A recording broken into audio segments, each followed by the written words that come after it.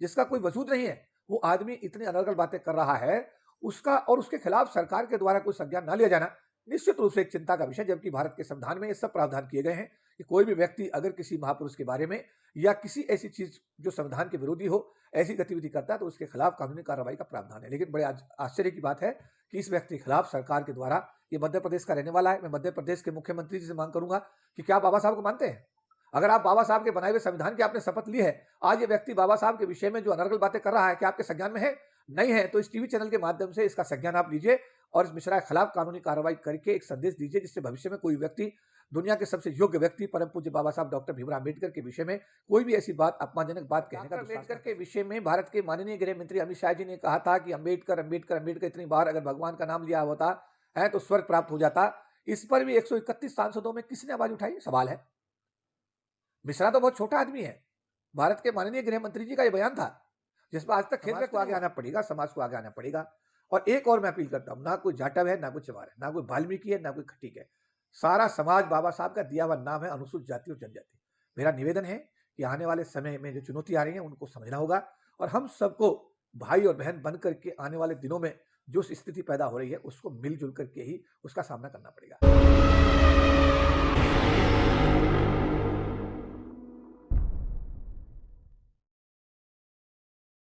जिस तरीके से अनिल मिश्रा ने बाबा साहब को लेकर के एक बार फिर विवादित बयान दे दिया है, बाबा साहब को लेकर के उन्होंने नीच बताया, तो इस पर क्या कहेंगे सर आज आप? आज जो हमने एक टीवी चैनल पर उनका इंटरव्यू देखा अनिल मिश्रा का, उन्होंने कहा कि हमने ब्राह्मण की लड़की अम्बेडकर को दी, हमने अम्बेडकर नाम उसको दिया और इसके बाद भी उसने आरक्षण लागू किया, तो डॉक्टर अम्बेडकर से नीच कोई आदमी दूसरा कोई हो नहीं सकता। इस टाइप का एक बयान उनका टीवी चैनल पर आज हमने देखा और उसका हमने संज्ञान लिया। संज्ञान लेकर के तुरंत आज हम राष्ट्रीय अनुसूचित जाति आयोग के चेयरमैन किशोर मकवाना साहब से मिले और पार्लियामेंट्री कमेटी के एडिशनल सेक्रेटरी के साथ हमने इस विषय में बात की और उनको एक पत्र के माध्यम से इस अनिल मिश्रा के खिलाफ कानूनी कार्रवाई करने के लिए हमने अपना प्रतिवेदन इन दोनों गवर्नमेंट एजेंसी, जो सरकारी एजेंसीज हैं, संवैधानिक संस्थाएं हैं, राष्ट्रीय अनुसूचित जाति आयोग और अनुसूचित जाति जनजाति संसदीय कल्याण समिति को हमने अपना आज प्रतिवेदन दिया है। इसके साथ साथ कल दिनांक हम लोग कल की डेट में अपने महासंघ के राष्ट्रीय कार्यकारिणी की बैठक 5:30 बजे यहीं कनॉट प्लेस मुख्यालय में बुलाई है और इस विषय पर हम लोग चर्चा करेंगे। चर्चा करके इस विषय पे अंतिम निर्णय लेंगे और आने वाले दिनों में जो मिश्रा नाम का ये व्यक्ति है, आए दिन ये बाबा साहब अम्बेडकर के विषय में अनर्गल बातें कर रहा है। हैरानी की बात यह है कि एक IAS अधिकारी अनुसूचित जाति समाज का, मध्य प्रदेश कैडर का अगर कुछ बोलता है तो उसके खिलाफ सरकार तुरंत कार्रवाई करती है, उसे निलंबित कर देती है, उसके खिलाफ अनुशासनात्मक कार्रवाई करती है, विभागीय कार्रवाई करती है। लेकिन इस मिश्रा के खिलाफ आज तक सरकार ने किसी प्रकार की कोई कार्रवाई नहीं की। जबकि जब बाबा साहब अम्बेडकर की मूर्ति ग्वालियर हाईकोर्ट ग्वालियर खंडपीठ में लगने के लिए आई तो इस व्यक्ति द्वारा वहां पर खुला विरोध किया गया। जबकि तत्कालीन जो मध्य प्रदेश हाईकोर्ट के चीफ जस्टिस थे सुरेश कैत, उन्होंने लिखित आदेश दिया, बावजूद इसके भी वो प्रतिमा बाबा साहब की आज तक ग्वालियर खंडपीठ में नहीं लग पाई। और उस दिन से लेकर आज तक ये व्यक्ति बाबा साहब अम्बेडकर के विषय में, संविधान के विषय में, उनकी डिग्रियों के विषय में, उनके व्यक्तित्व के विषय में अनर्गल बातें कर रहा है। और ताज्जुब की बात यह है कि सरकार इसमें कुछ संज्ञान नहीं ले रही है, उसके खिलाफ कोई कार्रवाई नहीं कर रही है। इसीलिए आज हमको राष्ट्रीय अनुसूचित जाति आयोग की तरफ हमें रुख करना पड़ा।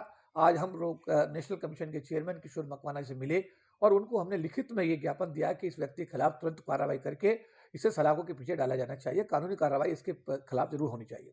एक तरफ संतोष वर्मा जी हैं जो कि उनके एक बयान पर उनको निलंबित कर दिया जाता है, वहीं इस प्रकार से जो घृणित बयान अनिल मिश्रा के द्वारा होता है उनको उनके ऊपर कोई कार्रवाई नहीं होती है। देखिए, जातिवाद मैं बार बार बोलता हूँ, यही इस देश का जातिवाद है, यही दुर्भाग्य है। इस देश के अंदर जो मामले हैं, जो चीज़ें हैं, वो जाति के आधार पर तय होती है। मैं बार बार पिछले 40 वर्ष से यही बात बोल रहा हूँ कि जातिगत भेदभाव इस देश की सच्चाई है। जातिगत आधार पर इस देश में फैसले लिए जाते हैं। मिश्रा क्योंकि एक जाति विशेष से आते हैं, इसलिए उनके खिलाफ कोई कार्रवाई, आपको याद होगा एक लड़की के साथ रेप हुआ था, वो लड़की जनरल कैटेगरी की थी, तो पूरा देश आपने देखा दिल्ली की सड़कों पर पूरा, मतलब ये सब वो पूरी देश और सरकार उस लड़की के साथ थी और उसके इलाज के लिए उसे विदेश तक भेजा गया। लेकिन हाथरस की जब हमारी वाल्मीकि समाज की बेटी के साथ में जब ये कांड हुआ तो उसको जबरन पुलिस प्रशासन द्वारा हाथरस में तेल डालकर, मिट्टी का तेल डाल करके उसमें उसके घर वालों की मर्जी के खिलाफ उसका अंतिम संस्कार कर दिया गया। तो बेटी तो वाल्मीकि समाज की भारत की थी और जो सामान्य जाति निर्भया जो थी वो भी भारत की बेटी थी, लेकिन क्योंकि निर्भया सामान्य जाति की थी तो उसके साथ पूरा देश खड़ा हो गया, और जो बेटी हाथरस वाली थी उसके साथ में देश खड़ा नहीं हुआ। तो ये जो जातिगत आधार, क्योंकि वो लड़की वाल्मीकि थी, तो मेरा ये कहना है अपने समाज के लोगों से, अरे तुम तो समझो, अरे तुम तो मत बटो, तुम्हारे साथ तो अत्याचार अन्याय बिल्कुल एक ही तरीके से होता है, करने वाले भी एक ही लोग हैं। भारत के सामान्य जाति के सो कॉल्ड जो जनरल कैटेगरी, वही आपके साथ अत्याचार अन्याय करते हैं। आप अपनी बारी का इंतजार क्यों करते हो? जब आपके किसी भाई के साथ, बहन के साथ कोई अत्याचार होता है, तो आप सब लोग भी जिस तरह दूसरे समाज के लोग अपनी बहन और बेटियों के साथ आप खड़े हो जाते हैं, आप लोग भी अपने अंदर परिवर्तन करो। आप लोग जाति की जो बाधा है उसे तोड़ो। आप लोग जो संगठन की बाधा है उनको खत्म करो। आप लोग SC ST हो, बाबा साहब ने आपको एक नाम दिया अनुसूचित जाति जनजाति, आप इस चीज को स्वीकार करिए। बाबा साहब को अपना सर्वोपरि मानिए, संविधान को अपना सर्वोपरि मानिए। और मैं ये कहता हूं कि आप सब लोग एकजुट इकट्ठे जब तक नहीं होंगे, तब तक ये अन्याय अत्याचार होता रहेगा। और आज तो संविधान के बारे में और बाबा साहब के बारे में हर एक आम आदमी, मिश्रा जैसा एक आदमी जिसका कोई वजूद नहीं है, वो आदमी इतनी अनर्गल बातें कर रहा है, उसका और उसके खिलाफ सरकार के द्वारा कोई संज्ञान ना लिया जाना निश्चित रूप से एक चिंता का विषय। जबकि भारत के संविधान में ये सब प्रावधान किए गए हैं कि कोई भी व्यक्ति अगर किसी महापुरुष के बारे में या किसी ऐसी चीज जो संविधान के विरोधी हो, ऐसी गतिविधि करता है, तो उसके खिलाफ कानूनी कार्रवाई का प्रावधान है। लेकिन बड़े आश्चर्य की बात है कि इस व्यक्ति के खिलाफ सरकार के द्वारा, ये मध्य प्रदेश का रहने वाला है, मैं मध्य प्रदेश के मुख्यमंत्री जी से मांग करूंगा कि क्या बाबा साहब को मानते हैं? अगर आप बाबा साहब के बनाए हुए संविधान की आपने शपथ ली है, आज ये व्यक्ति बाबा साहब के विषय में जो अनर्गल बातें कर रहा है, क्या आपके संज्ञान में है? नहीं है। तो इस टीवी चैनल के माध्यम से इसका संज्ञान आप लीजिए और इस मिश्रा के खिलाफ कानूनी कार्रवाई करके एक संदेश दीजिए, जिससे भविष्य में कोई व्यक्ति, दुनिया के सबसे योग्य व्यक्ति परम पूज्य बाबा साहब डॉक्टर भीमराव अम्बेडकर के विषय में कोई भी ऐसी बात, अपमानजनक बात कहने का दुस्साहस न कर सके। सर, बार बार जिस तरीके से मिश्रा बार बार टिप्पणी कर रहा है बाबा साहब पर, लेकिन इतने 131 सांसद जो संसद में बैठे हैं वो भी बिल्कुल मौन है, उन पर भी कोई फर्क नहीं पड़ा, ना ही वो इस चीज को लेकर कोई आवाज उठा रहे हैं। देखिए, 131 सांसदों को तो आप एक बार नहीं बार बार देखिएगा। जब डॉक्टर अम्बेडकर के विषय में भारत के माननीय गृह मंत्री अमित शाह जी ने कहा था कि अम्बेडकर अम्बेडकर अम्बेडकर इतनी बार अगर भगवान का नाम लिया होता है तो स्वर्ग प्राप्त हो जाता, इस पर भी 131 सांसदों में किसने आवाज उठाई? सवाल है। मिश्रा तो बहुत छोटा आदमी है। भारत के माननीय गृह मंत्री जी का यह बयान था जिस पर आज तक खेद व्यक्त नहीं हुआ। ये सोचने की, समझने की बात है। हम इतने स्वार्थी हो गए हैं, हम इतने अपने लिए इतने ज्यादा हम लोगों ने अपने आप को, मतलब ये समझिएगा कि ये समाज की एक एक व्यक्ति की चिंता होनी चाहिए। ये किसी व्यक्ति विशेष का अपमान नहीं, बल्कि पूरे समाज के लिए एक चुनौती होती है। और समाज अगर इसको चुनौती के रूप में नहीं देखता है तो ये बहुत ही दुर्भाग्यपूर्ण है।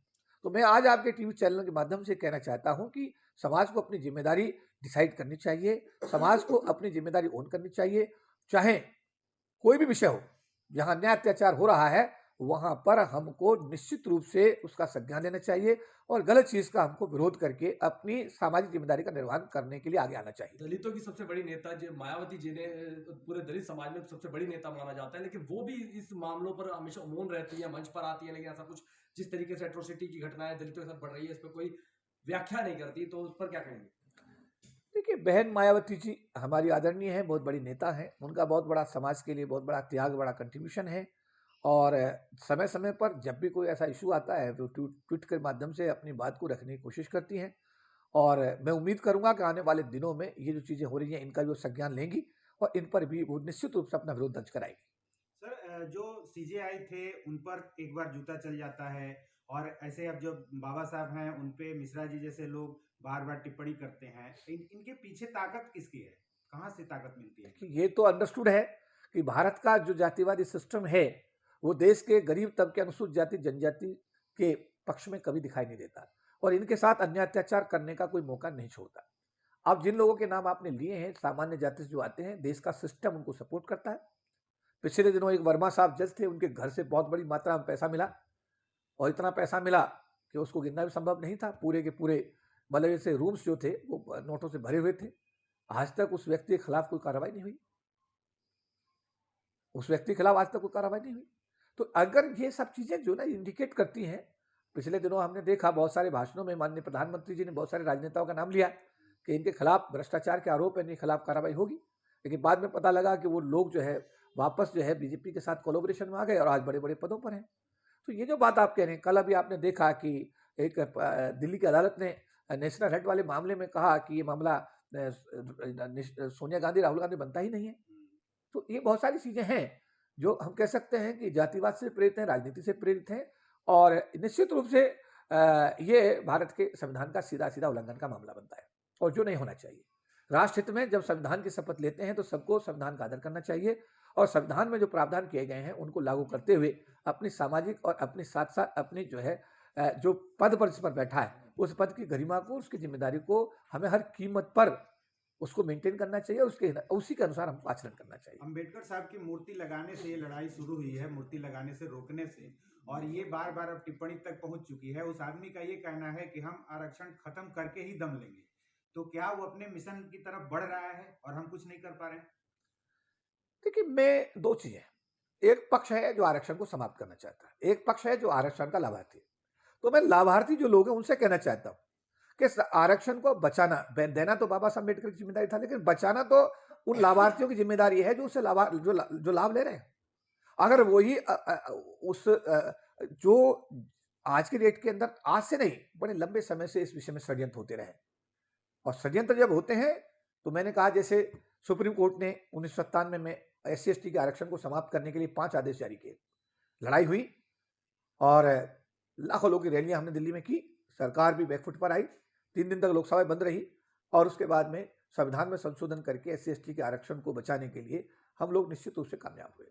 SC/ST एट्रोसिटी एक्ट पर सुप्रीम कोर्ट ने वार किया, समाज 2 अप्रैल 2018 को अपना उसने प्रोटेस्ट दर्ज कराया और उसके बाद सरकार ने फिर SC/ST एट्रोसिटी एक्ट को इन्फोर्स करने का काम किया। इसके लिए किसी सांसद की बात नहीं कर रहा मैं, समाज को आगे आना पड़ेगा, समाज को आगे आना पड़ेगा, समाज को आगे आना पड़ेगा।